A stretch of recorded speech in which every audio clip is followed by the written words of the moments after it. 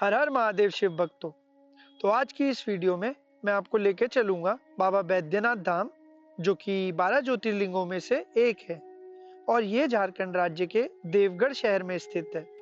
इस वीडियो में हम बात करने वाले हैं बैद्यनाथ धाम के इतिहास की, उसकी महत्ता, दर्शन विधि और कुछ जरूरी जानकारी जो यात्रा से पहले आपका जानना बहुत जरूरी है। और अगर आप भी बैद्यनाथ धाम जाने की सोच रहे हैं तो इस वीडियो को अंत तक जरूर देखिएगा।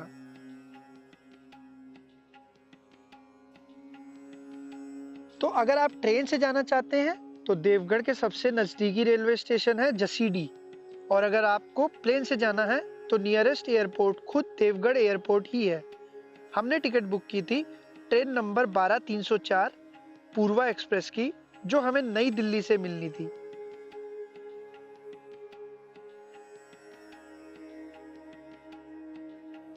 तो नई दिल्ली रेलवे स्टेशन से जसीडीह के लिए हमारी ट्रेन शाम 5:40 की थी, जो अपने समय पर चल पड़ी थी।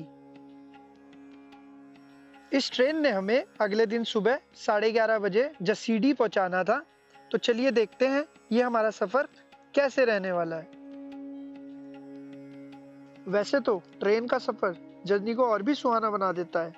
इस सफर की वाइब भी कुछ और होती है, क्योंकि अगर सफर खूबसूरत हो ना तो मंजिल और भी खूबसूरत लगने लगती है। वैसे भी कहते हैं ना, it's the journey that matters. हमारी टिकट थर्ड एसी कोच में थी। हम अक्सर अपर बर्थ ही बुक करते हैं, क्योंकि लोअर और मिडल बर्थ हम जरूरतमंद लोगों के लिए छोड़ देते हैं। और हाँ, अपर बर्थ का एक फायदा ये भी होता है कि कोई आपके पास आकर सीट एक्सचेंज करने के लिए नहीं कहता। लेकिन दोस्तों, एसी कोच के अपर बर्थ का एक नुकसान ये भी है कि एसी का वेंट सीधा आपके सर पे ऊपर होता है। हमने अपने साथ खाने के लिए चिप्स वगैरह भी रख लिए थे, क्योंकि हमें चढ़ते रहने की आदत जो पड़ी हुई है। तो रात के लिए खाना, रात क्या होता है, तो रात के लिए खाना हम घर से ही पैक करा के लाए थे। मैं लाया था पूड़ी आलू और मेरा दोस्त लेके आया था मिक्स वेज एंड नमकीन पराठा। पाचन और सफर के हिसाब से ये दोनों ही काफी अच्छे ऑप्शंस हैं। तो हमारा खाना खाते ही कुछ टाइम बाद हमारे सह यात्रियों ने ट्रेन की लाइट बंद कर दी थी। अब नींद आए या ना आए, मैं भी लेट ही चुका था।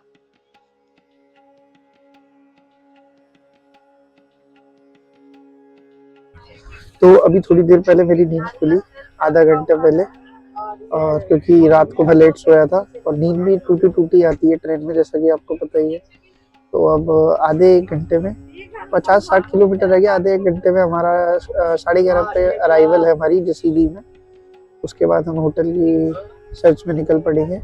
तो फिर मिलते हैं आपको, और अपडेट के लिए आगे कंटिन्यू रखिए।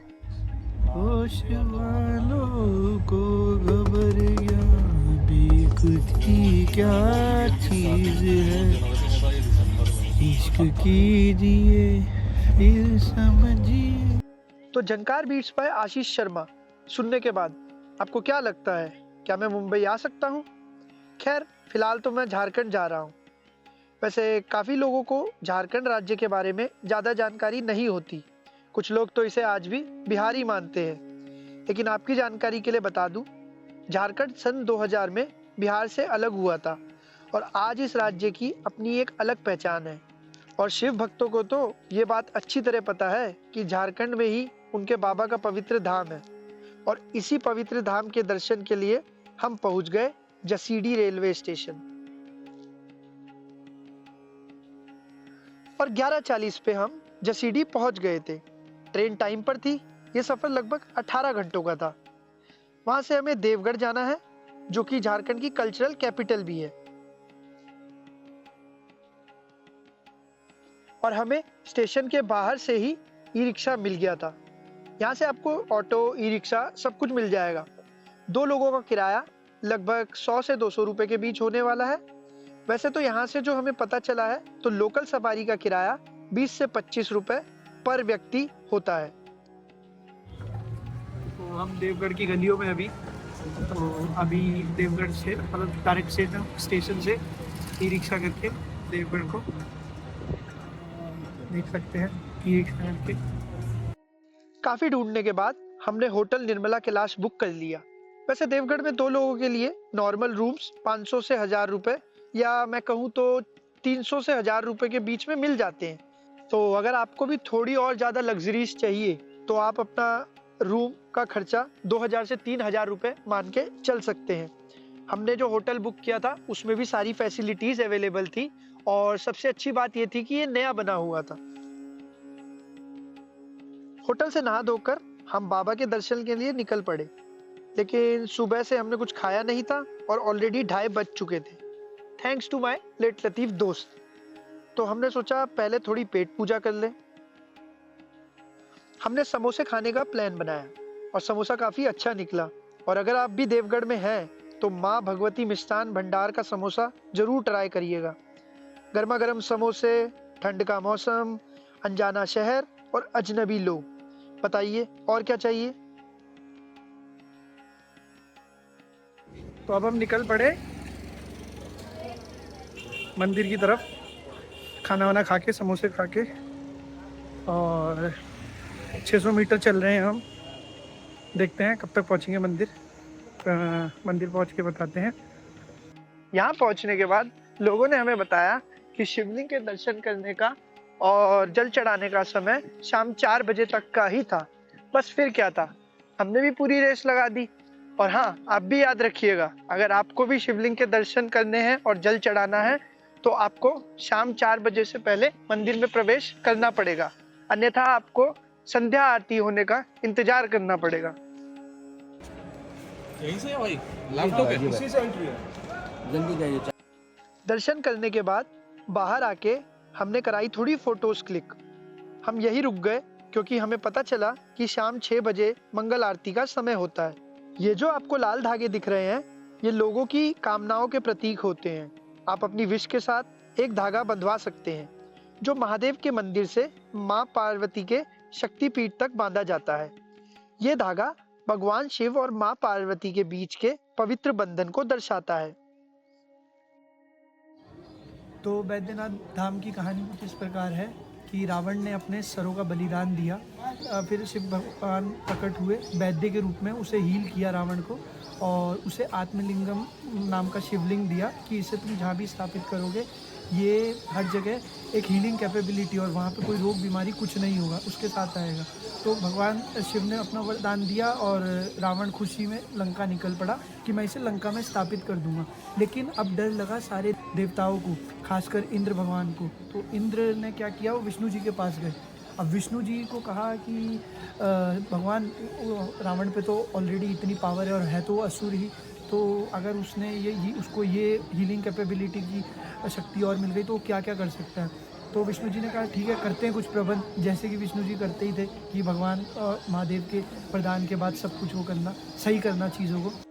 तो रावण जब देवगढ़ था तो वरुण भगवान ने रावण के पेट में प्रवेश किया और रावण को लघु शंका हुई। तो विष्णु भगवान आए गडरिये के रूप में, और उस बैजू नाम के गडरिये के रूप में, और उसे कहा रावण को तुम जाओ और मैं तब तक इस शिवलिंग को पकड़े रखूँगा। तो रावण ने इस भरोसे शिवलिंग पकड़ाया विष्णु भगवान को, जो कि गडरिये के रूप में थे, और रावण निकल पड़ा। तो थोड़ी देर में जब रावण आया तो देखा कि बैजू ने नीचे रख दिया था शिवलिंग को। तो उसने बहुत गुस्सा किया, तो कह रहा मैं तो एक गडरिया हूँ, मैं कितनी देर इस शिवलिंग को हाथ में पकड़ सकता था, तुमने ही लेट करा, तो तुम देख लो अब तुम्हें क्या करना है। और वो वहाँ से चला गया। रावण को बहुत गुस्सा आया, लेकिन शंकर भगवान ने इसी शर्त पे शिवलिंग दिया था कि जहाँ भी ये रुक जाएगा या जहाँ भी इसे तुम स्थापित कर दोगे, रख दोगे ना, वो ये वहीं स्थापित हो जाएगा। तो फिर शंकर भगवान की बात उसे याद आई, तो उसे गुस्सा आया कि अब मैं कुछ नहीं कर सकता। तो उसने पूरा निकालने की कोशिश करी, ज़मीन से उखाड़ने की कोशिश करी, लेकिन वो उखड़ नहीं पाया। तो उसने एक धक्का मारा अपनी पूरी पावर से और वो नीचे धंस गया। तो यही कारण है बैद्यनाथ का जो शिवलिंग है वो नीचे धंसा हुआ है। तो जब आप दर्शन करने आएंगे तो नीचे धंसा हुआ मिलेगा आपको, पूरा शिवलिंग ऊपर नहीं है, ज़मीन के बहुत नीचे है। तो यही कारण है, तो यही स्टोरी है, कहानी है बैद्यनाथ भगवान की। बोलो हर हर महादेव।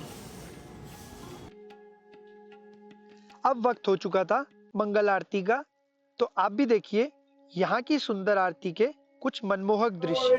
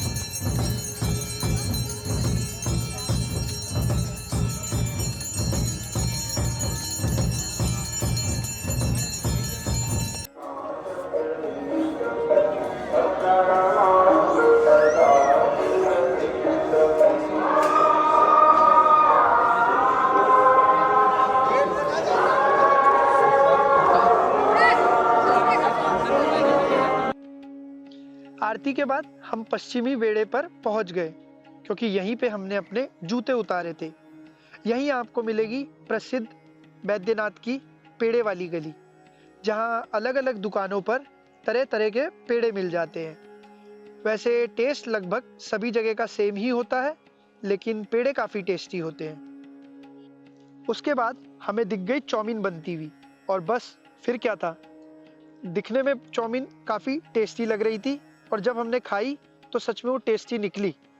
तो आप भी यहाँ चाउमीन ट्राई कर सकते हैं।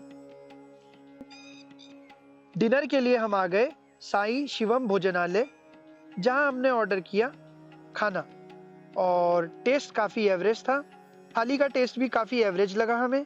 आप यहाँ खाना खा सकते हैं, लेकिन मैं आपको रेकमेंड करूँगा कि आप श्री बालाजी रेस्टोरेंट ट्राई करें, जिसके बारे में मैं आपको इसी व्लॉग के पार्ट 2 में बताऊँगा। थोड़ा एक्सपेंसिव ज़रूर होगा, लेकिन खाना काफ़ी टेस्टी मिलेगा। उसके बाद हम अपने रूम पे आ गए।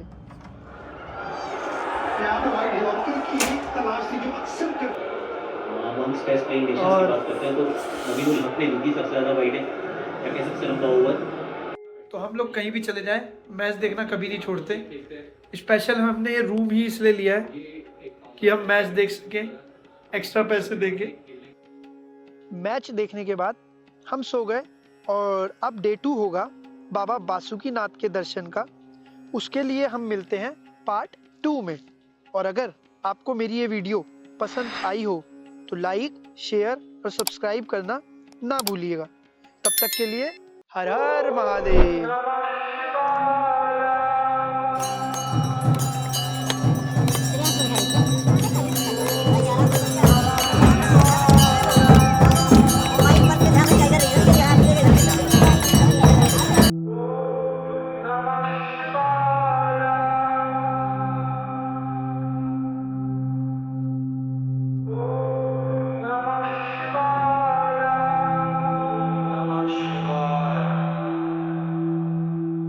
Namah Shivaya.